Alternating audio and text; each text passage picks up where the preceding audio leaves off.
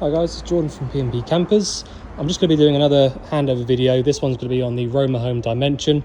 It's a 55 plate for 2005-2006 and we're based on the Citroen Relay chassis. So under the bonnet, over on the left hand side, we've got your engine battery. We've then got your brake fluid, power steering fluid, engine oil filling point and engine oil dipstick. You have got an alternative engine oil filling point here at the front as well because it's a little bit tricky to get through to the back one. A couple of fuses and relays under here, main fuse box is under this one, and your engine coolant sits in this reservoir over here. You've then got your air filter inside this box just here, and your washer fluid goes into this one down here. Diesel filling point is just behind this little cupboard here, so you push on the left hand side and then you will need your ignition key to get that to take out. Inside the passenger door, not a lot to show you, I'll be honest. Very rarely is, to be fair. I'll show you a few more bits and pieces when we get round to the driver's side. Just inside the habitation sliding door here, you will notice that the gas locker is down here underneath this seat. So to turn the gas bottle on, we've got the valve on the top and we turn it anti-clockwise around to the left. And if we want to turn it off, we go all the way around to the right clockwise. You've got dropout holes down there in the locker as well to stop any gas from forming inside the locker if there was to be a leak. And your gas isolator points are just inside here. So you've got an isolator for all of your appliances. So you've got the boiler, the fridge, the oven, and your hob. Down underneath this side, we've got your, that'll be your wastewater drain off point just there. And there is another drain that I need to show you when we get through to the back. You've also got the Fiamma F45 awning up there above the sliding door, so you can wind that out from this point just here, and you will have two legs that fold out onto the floor as well. So just here at the back, we've got these two vents just here. These are both to do with your fridge. So if you did have the fridge lit up on gas, you should feel hot air pumping out through this top right hand side. And the lower vent that you can see just here is our boiler vent. This is a Malaga boiler, and if you've got that lit up on gas, you will feel hot air coming out through here.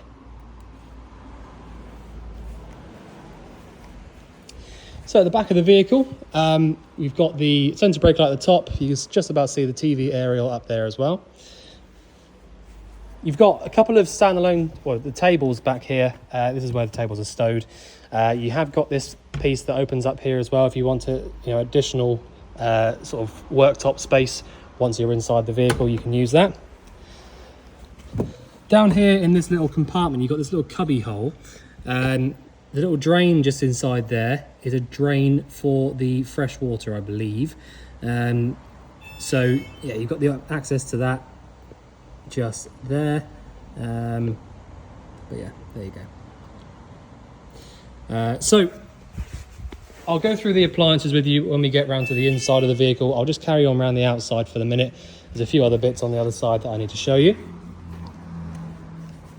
So these bits we get to on the off side, these are both to do with your toilet. So the one at the top just here is where you put in your flush fluid.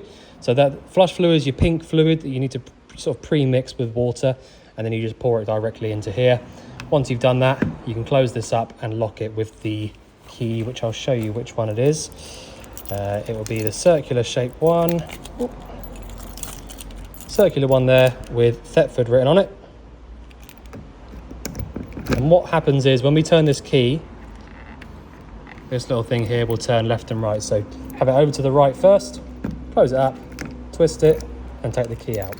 That is now completely locked. Same goes for the toilet locker as well. So the actual cassette is very, very easy to use. To take the cassette out, we've got the little yellow tab just down here at the bottom. So I'll lift that up and pull the cassette towards me. Once you've got it to that point there, you will then be able to take it all the way out, and that is completely free. So you drain it out from here. So you unscrew this and drain it from there. Whilst you're draining it out, you should hold down that little yellow button at the back. The cap is also a measuring cup for the blue fluid that needs to go back inside this when you've emptied it out. But yeah, that's it really.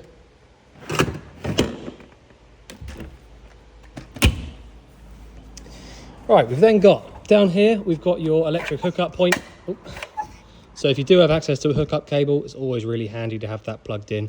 You have got a couple of mains powered appliances. Well, you know, the option of using appliances on the mains in this vehicle. So it is a handy thing to have in. Also means that your leisure battery will be being charged up all the time as well.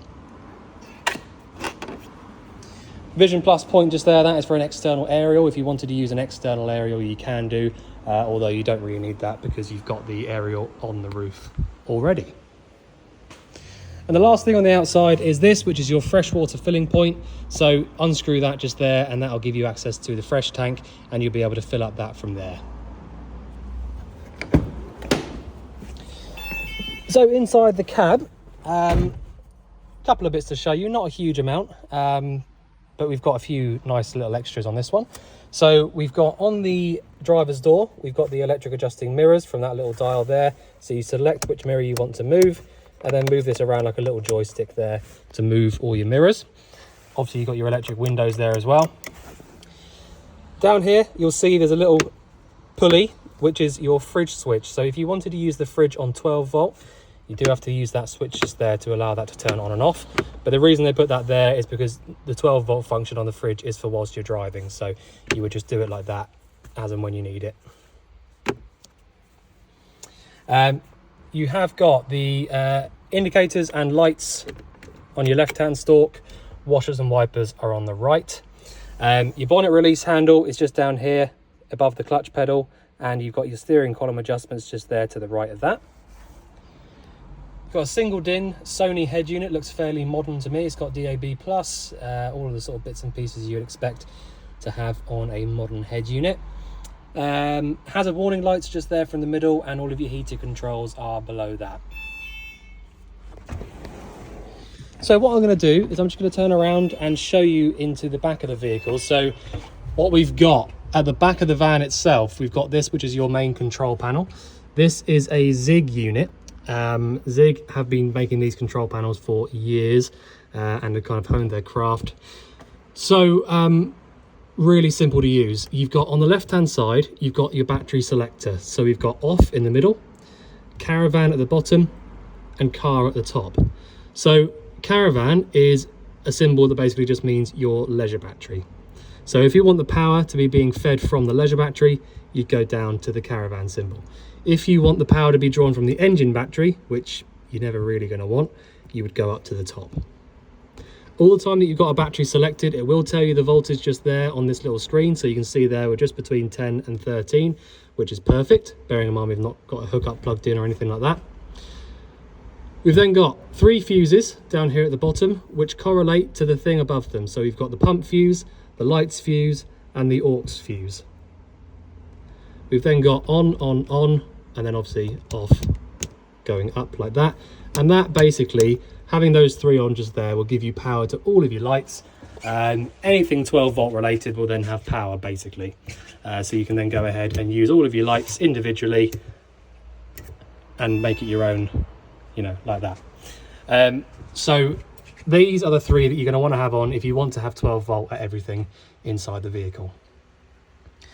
This one just here is irrelevant because we've replaced this system here. So this is completely, you just forget about this one here. The new controller for your space heat, or your water heater, sorry, is just down here on this cupboard front, and I'll run you through that in just a minute. So try your best to ignore this one here. The one to the left of it, this is your eDispatcher diesel heater. So if you want to use the diesel heating, I can promise you it won't work today because it's about 30 degrees outside, so it will not even try and light up. But if you want cool air pumping around, you press the little fan button at the bottom and a little blue light will come on. That will then just start basically pumping cool air around the vehicle through this vent, as you can hear. If you want the heating to come on, press off and then press the top button. Once you've done that, all you need to know is that you've literally just got like a temperature sensor there in the middle. And that's it. So as long as the temperature that you've selected up there is higher than the temperature it actually is inside the vehicle, which, as I said today, it will not be.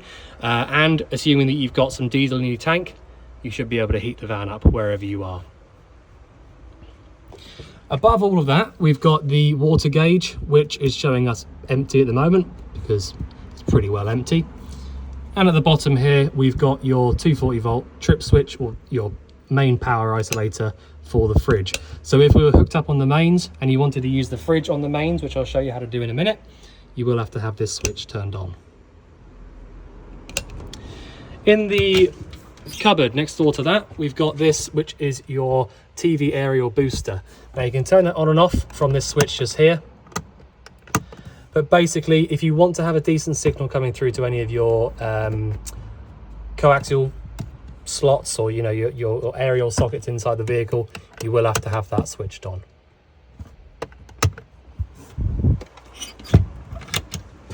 Okay, so we've got the sink just here, and obviously it's a hot and cold sink, so you've got cold water to the right.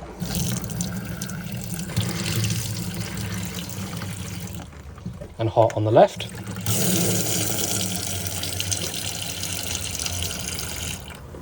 Nice big draining board area to the left of that as well. To the right of this, we've got your 4-burner hob. So you've got an ignition just there for each one of those. So basically just pushing in and round to light up whichever one you want to light up. Easy as that on that. I don't tend to spend much time on these because they're just like household cookers.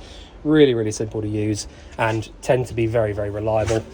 Underneath that, we've got your oven and grill. Just as easy to use, this one. Basically, the only thing is that you would need is a lighter, because sometimes these ignitions do get a little bit stuck and sort of out of place, if you like. So a long reach lighter is always helpful for this one. But basically, you're going to push in and round to the right for the grill, in and round to the left for the oven, whilst having your lighter in there. But yeah, really, really simple to use.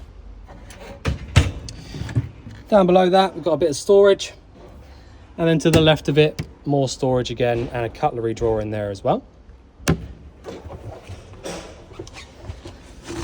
So the water heater switch that I was saying about up there, you've got the option of gas or electric on this water heater.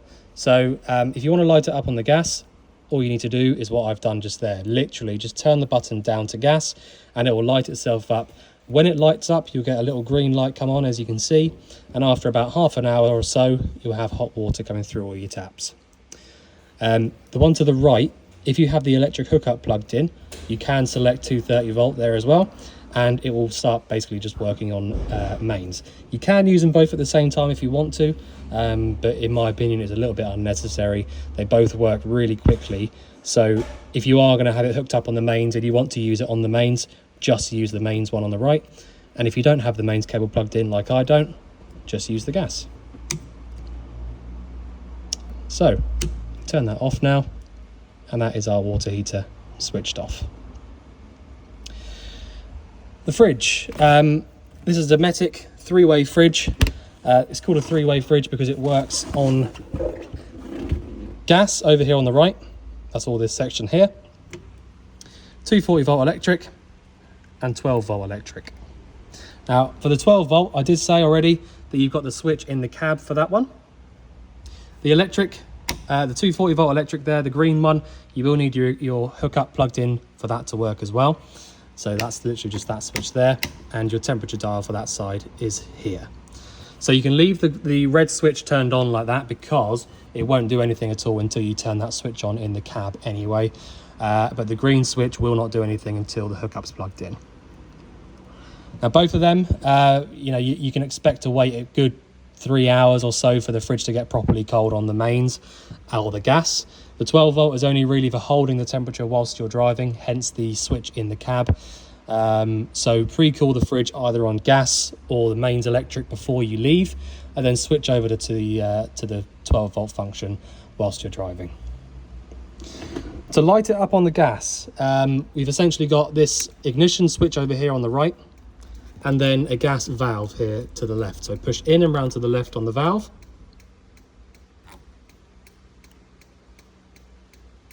And hopefully the ignition will turn itself off. It's been a little while since it's been on, to be honest.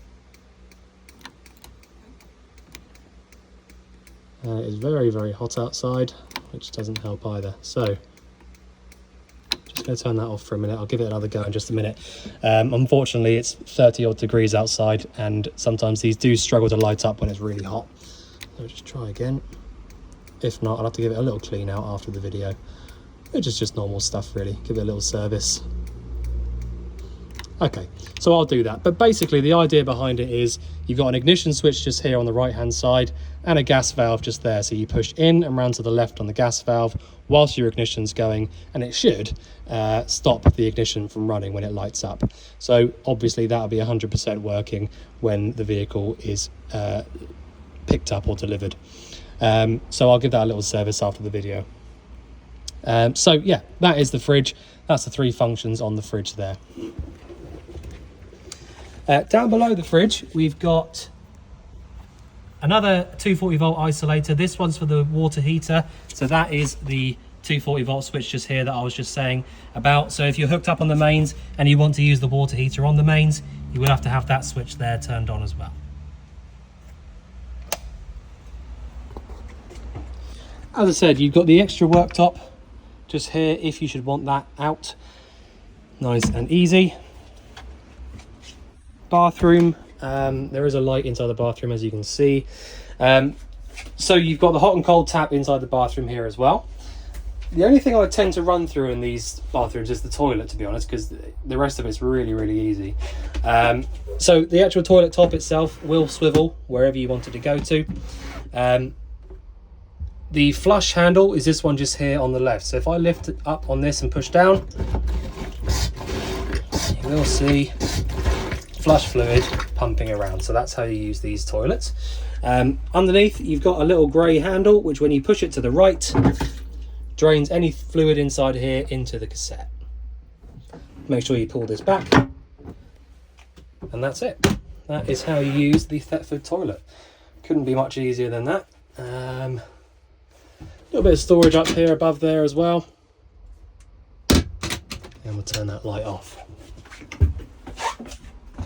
Now the Romahomes are pretty clever with their storage. So you've got this slide out here, comes all the way open like so. You've got loads of storage in there, and this is also probably going to double up as your sort of little wardrobe, I would have thought. Slide that back.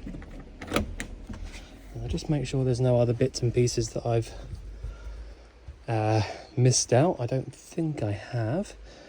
Okay, so I know it's been a fairly short video, but it's not the biggest motorhome in the world, and to be honest, the Romahomes are so good that they kind of, a lot of it is really quite self-explanatory. You know, it'll come naturally to you when you start using these appliances, and the sort of layout of the vehicle, it's very, very simple. But yeah, so if you get any questions, or if there's anything you think I've missed out or you want covering again, just let us know. But otherwise, I look forward to seeing you soon. Thanks very much.